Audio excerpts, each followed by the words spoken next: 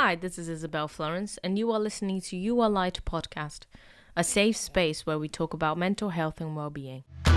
Hello, my lovely. Welcome back. I hope you had a lovely week. I hope you felt like you reconnected with your inner child a little bit in a subconscious way. If you haven't listened to last week's episode, where I explain what the inner child concept is, you can go back. Today, we're going to talk about how to heal inner child wounds. So, healing our inner child involves validating their feelings, their emotions, their experiences, nurturing a really true self-love, and finally embracing our authentic self. So although it might be a really difficult work, it can bring a really beautiful outcome as you find comfort and joy in being who you are. And I think for most people, the first step is really understanding who you are. It's very easy in this society to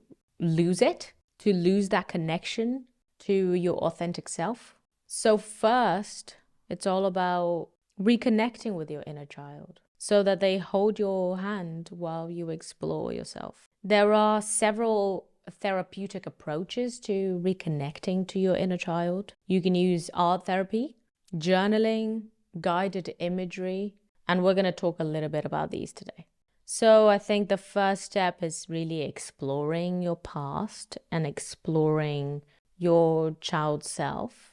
A way that you can start doing this is to use your non-dominant hand and draw a moment in your life where you felt very, very happy as a child. And have a journal next to you where you can write down the feelings that you have as you do this and how you remember your characteristics as a child. There are several positive aspects to the inner child. Their playfulness and creativity, this capacity for a very spontaneous, beautiful joy that you might feel, a curiosity for everything in life and for the way that things work, the things that we take for granted, like the fact that the sky is blue or that flowers have petals. Connecting to our inner child can really help us regain this wonder for life, this joy of the smallest of moments. The inner child also represents our vulnerability, our openness for connection and relationships. If you think of a child, they are extremely vulnerable. They need to be taken care of. And as we grow up, we see vulnerability as a failure when actually it is a strength.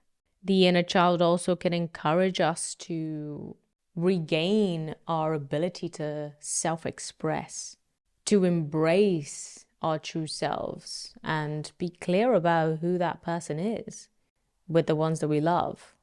We can express our unique desires without the fear of failing or the fear of being judged for them. So as you draw this really happy moment with your non-dominant hand, I want you to stay aware of these beautiful positive qualities that you might have possessed as a child that can hopefully be brought back to your life as an adult. You can also, to connect to your inner child, write letters to them and write back as your inner child. What kind of questions would you ask? What kind of validating affirmations would you tell them? Close your eyes. Could you take a moment to imagine your inner child in front of you? Could you have a conversation with them? Could you ask what it is that they need right now? This is something also very powerful to do when you feel triggered. When you feel like you are in a space of overwhelming emotions, can you take a moment to reconnect to your body, which is a tool that can help you reconnect to your inner child, and ask them what it is that they need at that moment? Do they need validation? Do they need a hug? Do they need a relaxing walk? Do they need to include more play in their lives? Life can become very serious as adults, and it's important to reintroduce playful, silly, crazy joy that we felt so much as a child. Something physical that you can do to support your inner child. And this is something that I did quite a lot after I moved country at a young age, where I felt very alone and quite neglected, is to hug yourself. This might seem silly, but your body is carrying your emotions, and allowing yourself to provide the support that you need in a physical way can be very powerful. So you hug yourself, and as you would with a child, you just rock back and forth.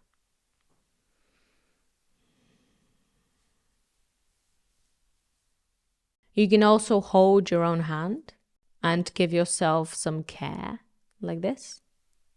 And you can repeat affirmations. You can repeat the things that you believe your child needs to hear right now. You are not alone. You are loved. You are taken care of. You are safe. How can you validate your inner child? And it's okay if you don't know these answers. It takes time.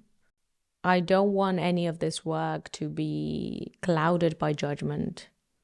It all needs to be growing from a place of kindness for yourself, of love for yourself, for your adult self and your child self. There is a method called reparenting, where you offer your inner child the things that you believe they lacked. So one thing that you can do is close your eyes, imagine your inner child in front of you, and ask them, what loving and supportive words did you long to hear in your childhood? And take your time to listen. You are giving yourself the nurture that you need. This work can make you incredibly strong as an adult, incredibly independent, incredibly powerful in your ability to take care of yourself. Another way that you can explore your past and your experiences and heal your wounds is you write a story of your experience as a third person, and you change the ending. This can be very powerful. The ending might be that you actually stick up for yourself and say the things that you were scared of saying as a child. It might be that you leave at moments where you stayed and you accepted anger being thrown at you or abuse. This is your story. You have gone through things that are difficult in whatever scale that might mean. It is your experience. It shouldn't be compared to someone else's. It's important to validate everything that you felt and then give yourself everything that you needed, everything that you lacked, everything that in a way was your right as a child to have. Any emotion that you feel through these experiences, allow yourself to feel them. Don't try to suppress them. Sometimes we only really understand what we've been through when we look back as an adult, and we understand how cruel it would be for ourselves as caregivers to do that to a child. So most likely there will be sadness that you will feel, deep sadness for that version of yourself that went through these things, that endured such pain. And that's okay, as long as you have some support from someone professional, from a therapist. And another thing that I want you to consider doing is to write a letter to those people in your life that you believe didn't give you what you needed as a child, forgiving them, letting go of that resentment, allowing yourself to now take the responsibility over this child. You can write down saying, I forgive you for everything that you didn't do, for everything that you didn't provide, because I know that you had your own traumas that you had to deal with. Now it is the time for me to take responsibility over this child, and for me to give this child everything that they need. The care, the support, the love, the validation, all of it. It's giving yourself everything that you needed. And the influence that this work has in your life is insane. The influence it has in your self-belief, in your relationships, in your health. It doesn't only affect your psychological self, it affects your physical self, it affects your mental health, it affects your social life. It is very powerful. So I'm going to say a few affirmations you can use for your inner child. If any of the rest of the work seems too daunting and too much, all you can do is just write these affirmations in your journal or say them to yourself.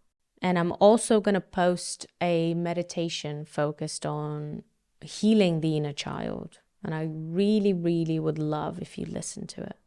Guided meditations have a subconscious power that we underestimate. So here are some affirmations. I give you permission to heal.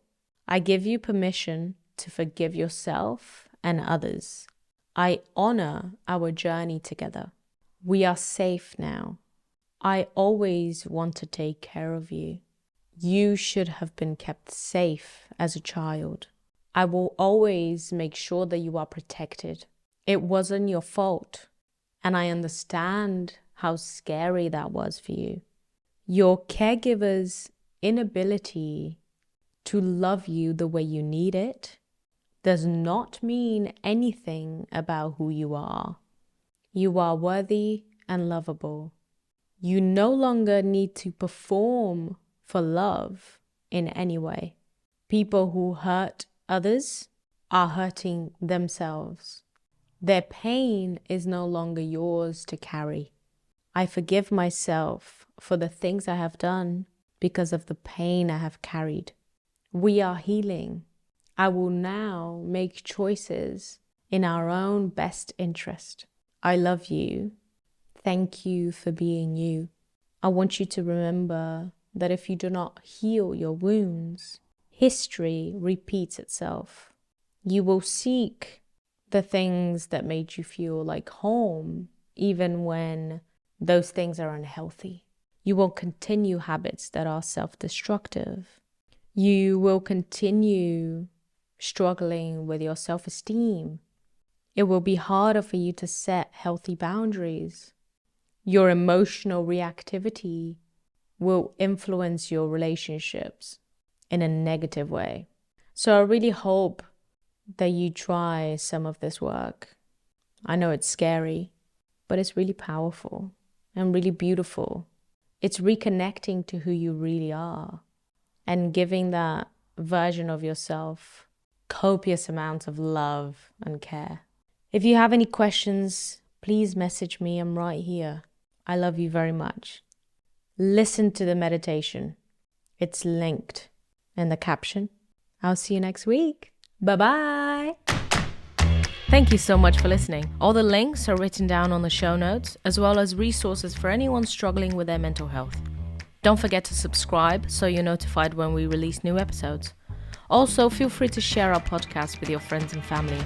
And if you'd like to get involved, explore our content, or support our work, visit our website www.yourlight.earth. That's yourlight.earth. Also, don't forget to follow us on Instagram at u.r.light. Have a wonderful week, and I'll see you next time.